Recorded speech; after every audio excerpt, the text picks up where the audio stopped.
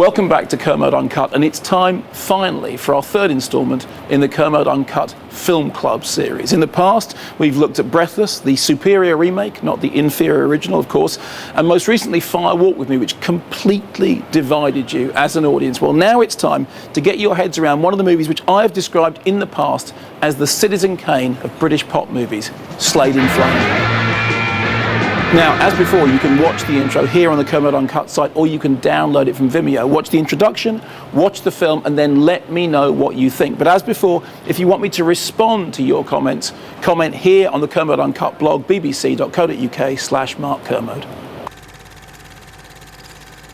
If you want to know what's so great about Slade In Flame, you only have to look at the other British pop movies that were around at the time to realise just what a masterpiece it is. Take, for example, a film like Never Too Young to Rock, in which Mud play Tiger Feet in a roadside cafe in the middle of a food fight. That, essentially, is what the British pop movie looked like in the early 1970s. Then along came Slade In Flame, a film that took a group of popular, glamorous musicians and portrayed them as pawns in a great economic struggle. People who are sold to the public just like fish fingers. It was the most downbeat portrayal of the glamour of the pop world, and for that reason, Slade themselves worried that making the film might damage their mystique. In fact, there is an argument that Slade In Flame did their careers no favours. That's just one of the reasons why the film is so great. Slade In Flame actually started life as a spoof science fiction script called The Quite a Mess Experiment. Get it? Slade weren't very keen on making a film, but their manager said, hey, you know what? It did wonders for the Beatles' career, and it can do the same for you. What the members of Slade wanted, however, was to do something slightly different, to make a film which showed the grittier, grungier, and frankly more downbeat reality of life on the road. So they took one of the writers on the road with them to show them what it was really like being in a band. When it came to casting, they turned to proper actors, like, for example, Alan Lake. Alan Lake had served time in prison. On his very first day on the movie, he got himself fired after celebrating with a liquid lunch. It was only after Diana Dawes agreed to police his sobriety that he was kept in the crucial role of Jack Daniels. And alongside him, we had Johnny Shannon, an obvious reference to performance, one of the toughest, grittiest British pop movies up until that point.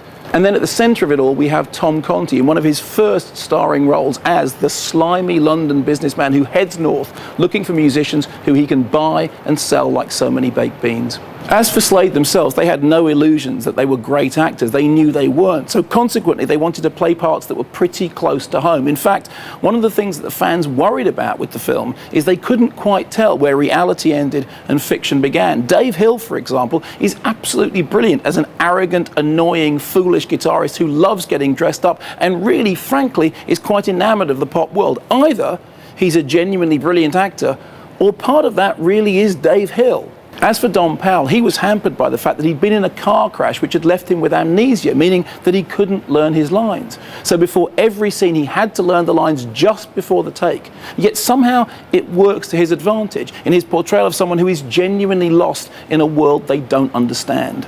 The film is directed by Richard Longcrane, who would go on to have a very long and successful career, and indeed ended up helming the Sir Ian McKellen version of Richard III, a very fine modern Shakespeare adaptation.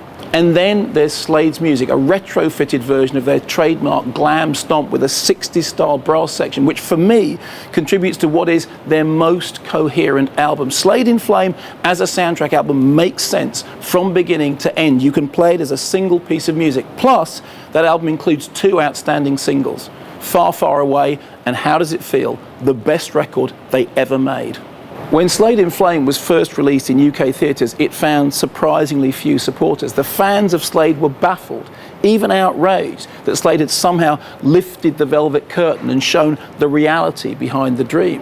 Film critics were sniffy as well, except, incidentally, for Barry Norman, who got it completely right when he noted that the film had real grit, real integrity, and was something of a surprise to those who were used to rubbish British pop movies. Over the years, Slade In Flame has grown in stature. At one point, I toured the country with a print of the movie, begging people to look at it with fresh eyes. And everyone, but everyone, was surprised by just how downbeat, just how gritty, just how tough a movie it is. Yes, the original script had X-rated swearing, which was taken out to get it an A certificate so that teenagers could see it. But you know what?